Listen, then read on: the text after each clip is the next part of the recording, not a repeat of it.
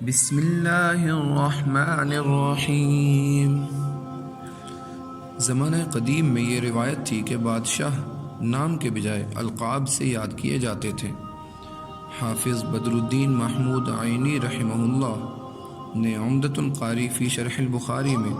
چند اقوام اور چند ممالک کے بادشاہوں کے القاب ذکر کیے ہیں۔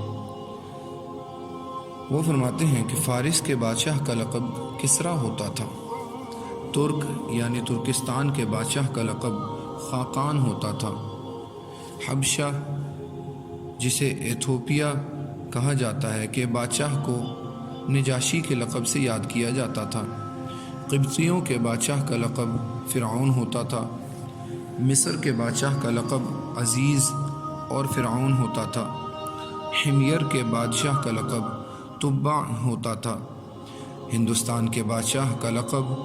وہمی ہوتا تھا، چین کے بادشاہ کا لقب فغفور ہوتا تھا، زنجیوں یعنی کالوں کے بادشاہ کا لقب غانا ہوتا تھا، یونان کے بادشاہ کا لقب بطلیموس ہوتا تھا،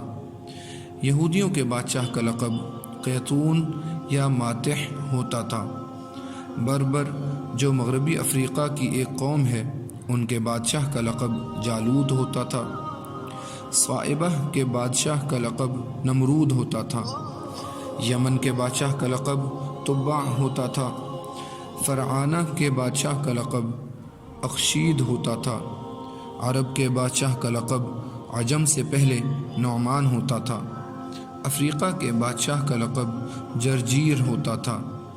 خلاط کے بادشاہ کا لقب شہرمان اور سندفور ہوتا تھا، خزر کے بادشاہ کا لقب رمبیل ہوتا تھا، نوبہ کے بادشاہ کا لقب کابل ہوتا تھا، صقالیہ کے بادشاہ کا لقب ماجد ہوتا تھا، ارمن کے بادشاہ کا لقب تقفور ہوتا تھا،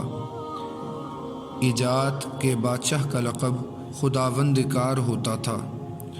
اشروشنہ کے بادشاہ کا لقب افشین ہوتا تھا، خوارزم کے بادشاہ کا لقب خوارزم شاہ ہوتا تھا، جرجان کے بادشاہ کا لقب سول ہوتا تھا، آذربائیجان کے بادشاہ کا لقب اسبہین ہوتا تھا، تبرستان کے بادشاہ کا لقب سالار ہوتا تھا۔ یاد رہے کہ روم اور شام کے بادشاہ کو قیصر کہا جاتا تھا۔